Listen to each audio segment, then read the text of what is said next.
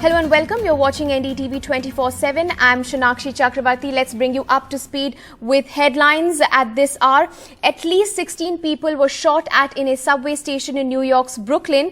People took to social media and shared photos showing commuters with blood on their clothes being helped by others. The New York police says 16 people have been injured.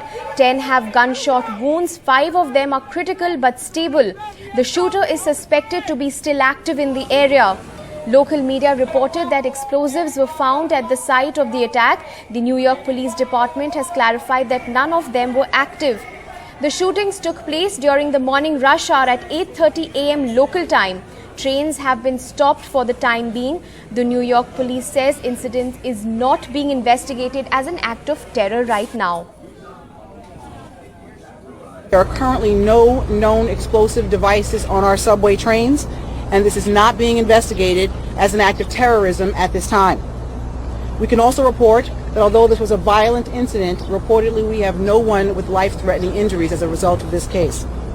This investigation is only hours old, so please note this information is subject to change. Just before 8:24 this morning, as a Manhattan-bound N train waited to enter the 36th Street station, an individual on that train donned what appeared to be a gas mask. He then took a canister out of his bag and opened it. The train at that time began to fill with smoke. He then opened fire, striking multiple people on the subway and in the platform.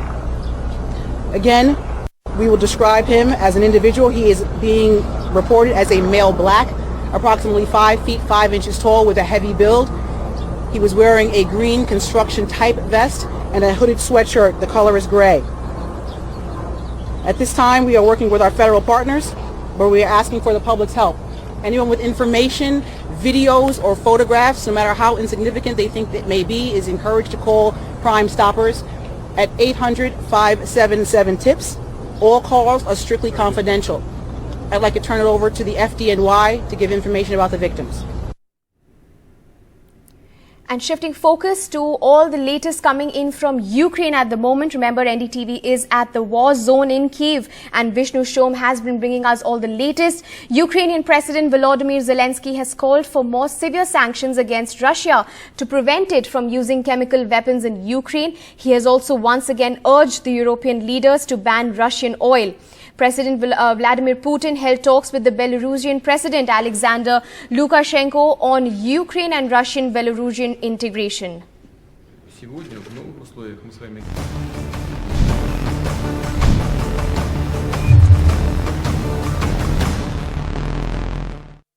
It's been a day of critical developments here on the Ukraine front. Russia's President Vladimir Putin has said that the peace process is essentially not working. The talks have hit a wall. Now, these are very worrying signs because it does appear to indicate that Russia may be preparing for an offensive in the eastern part of this country, in the Donbas region. Now, that is widely expected. But for the Russian president to actually make a statement where he says that the peace talks have hit a wall, a dead end at this stage, is very worrying indeed, because no one really knows what the Russian intention is after this. The reason one brings that up is because there are very strong reports now coming from the Ukrainians that the Russians have already started using chemical agents. That marks a new and dangerous phase in this war, and escalation as far as conflict is concerned. And Ukrainians over here ask next, what's next?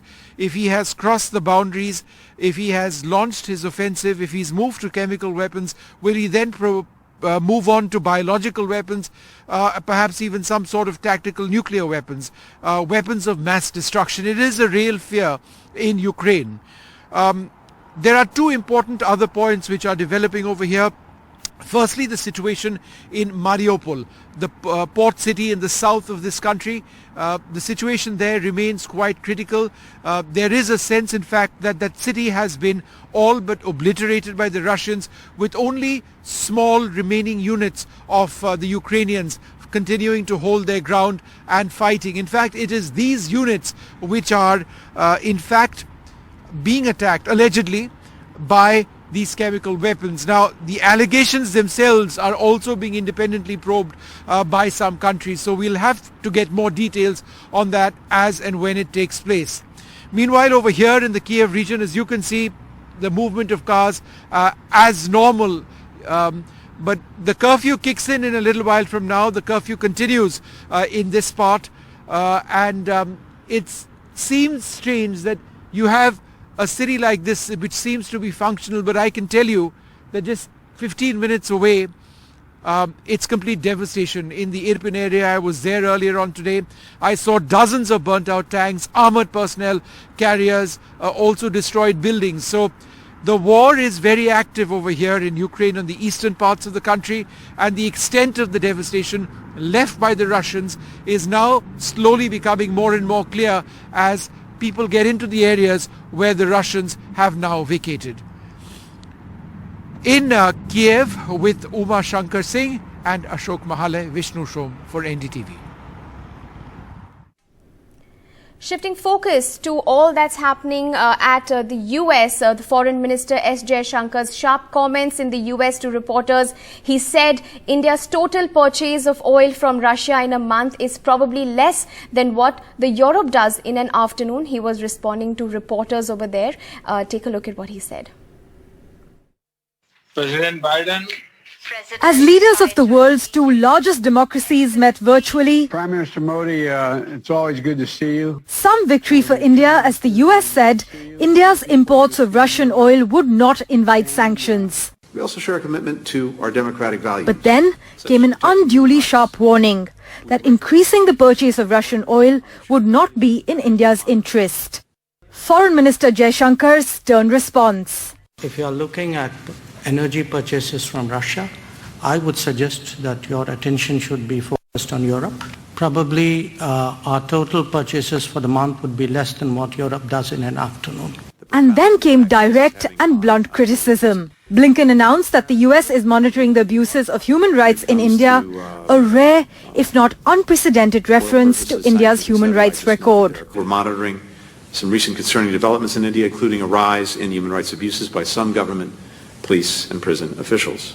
Rajnath Singh and Dr. Jaishankar, who spoke after Blinken at the briefing, did not comment on the human rights issue.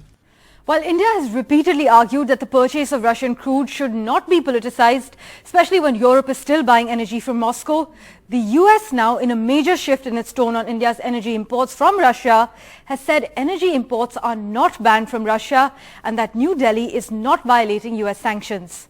This, as reports state that India is planning to boost exports to sanctions-hit Russia by an additional $2 billion. Parmeshwar Bava for NDTV.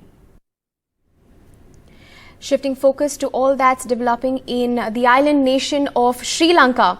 Crisis-stricken Sri Lanka defaulted on its $51 billion external debt on Tuesday, calling the move a last resort after running out of foreign exchange to import desperately needed goods. The island nation is grappling with its worst ever economic downturn since independence. With regular blackouts and acute shortages of food and fuel, Sri Lanka's finance ministry said in a statement that creditors, including foreign governments,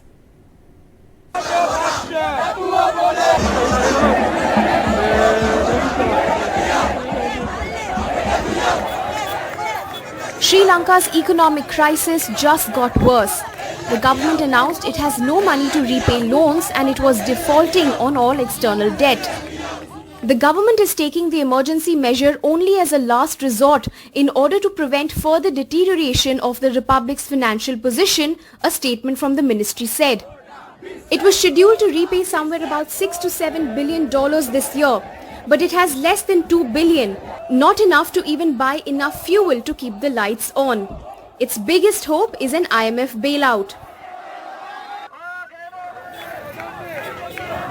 Hundreds of demonstrators gathered, chanting anti-government slogans, with some calling for the entire parliament to disband to make way for younger leadership.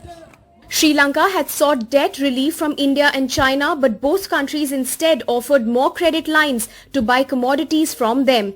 Delhi has already extended help of about $2.5 billion. Sri Lanka's snowballing economic crisis began with government mismanagement, years of accumulated borrowing and ill-advised tax cuts worsened by the pandemic, torpedoing vital revenue from tourism and remittances.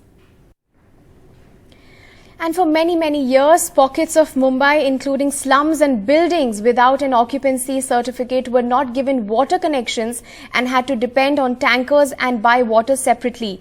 All that is now set to change from the 1st of May this year, with a huge decision by the civic body, the BMC, to enable every citizen in Mumbai to have access to drinking water through formal sources.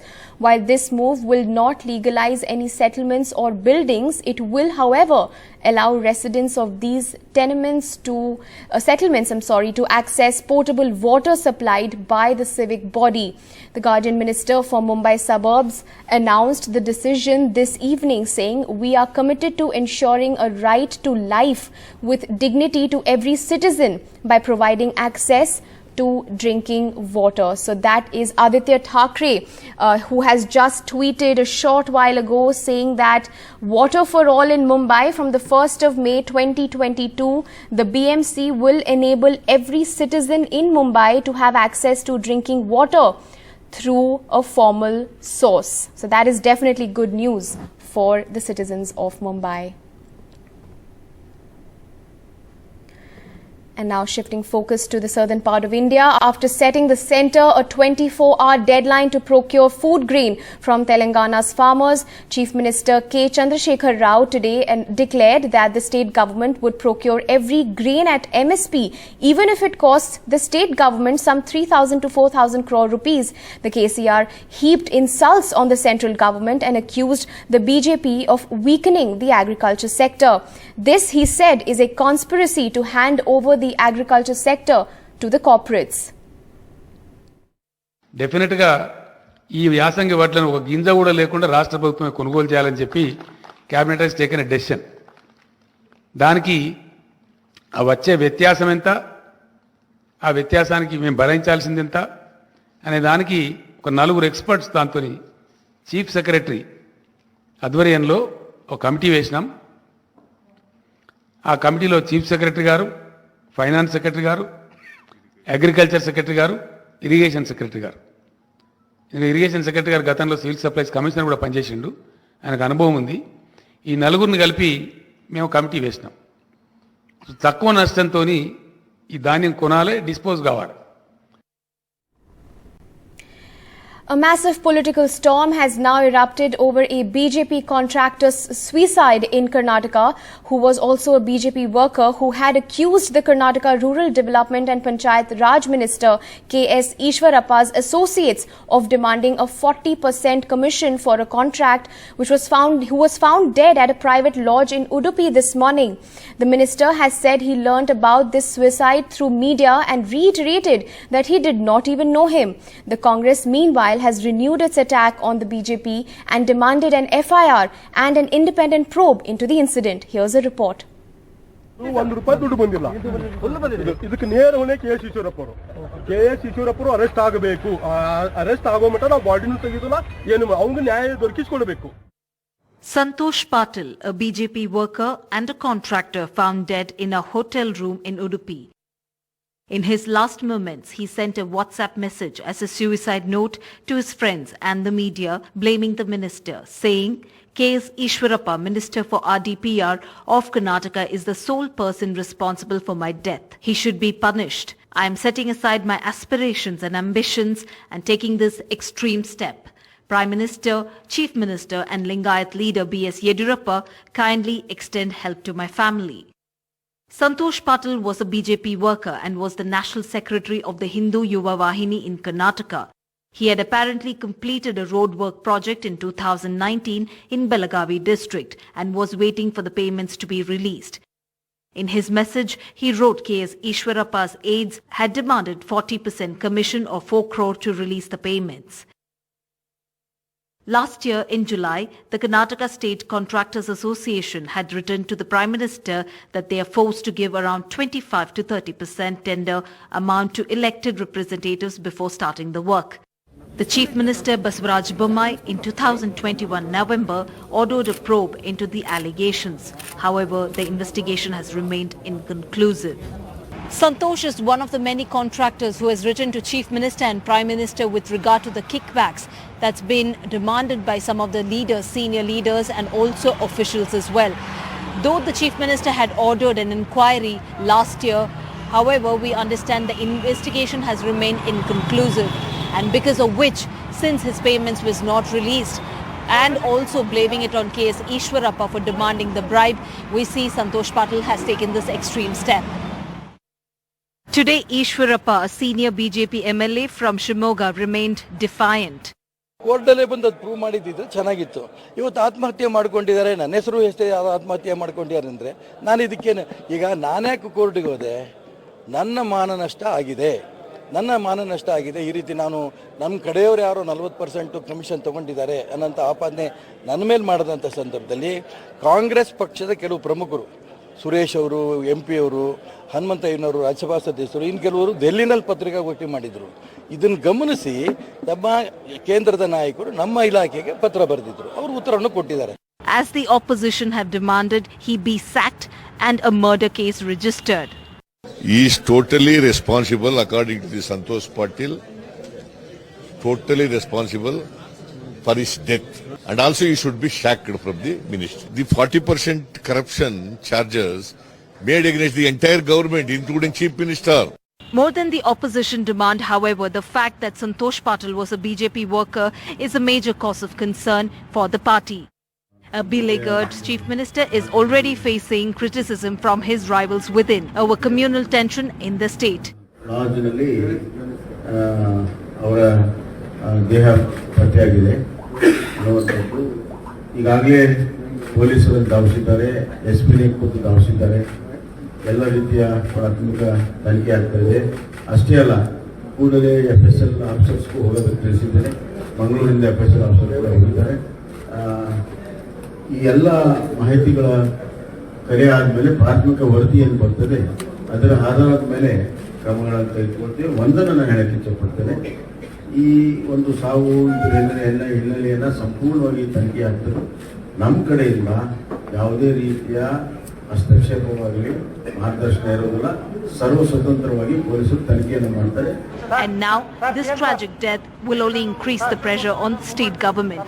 Just a year before the elections for Santosh's family, the politics around his death, little consolation for the tragic loss of a loved one. In Bengaluru, Shrija for NDTV. Shifting focus to news in Madhya Pradesh, controversy in Madhya Pradesh where after stone-throwing incident on Ram Navami processions that triggered communal clashes in the Khargaon district in Madhya Pradesh, the local authorities on Monday started bulldozing illegal houses and properties of those prima facie found to be involved in the violence. Madhya Pradesh Home Minister Dr. Narottam Mishra has said in an exclusive conversation with NDTV as he justified the action.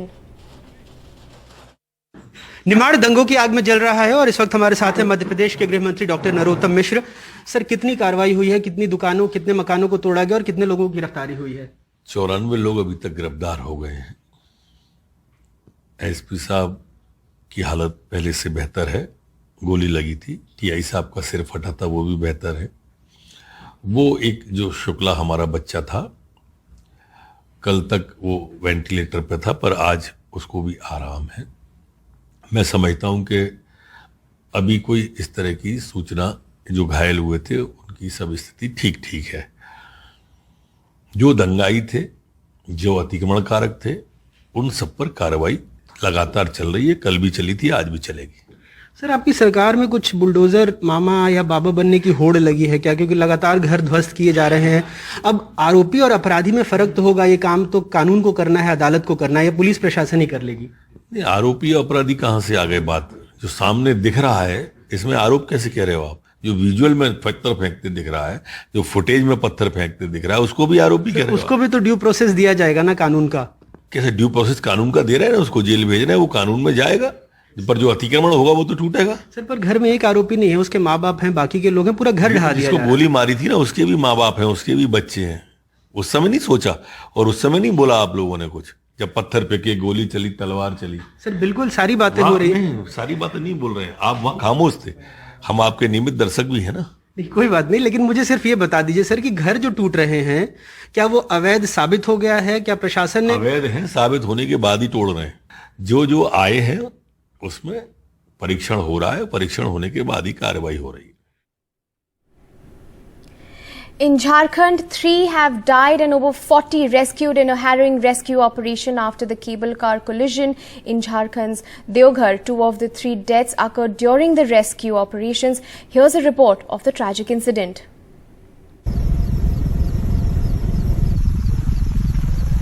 A daring, extremely complicated rescue operation led by Garud Commandos or Special Forces of the Indian Air Force, ending after 45 hours on India's highest vertical ropeway in Jharkhand's Deoghar, where over 50 tourists were trapped mid-air since Sunday evening after an accident. These Air Force choppers made multiple sorties in very challenging and dangerous terrain, managing to rescue most people, along with hundreds of Army, NDRF and ITBP personnel on ground. But there was tragedy too.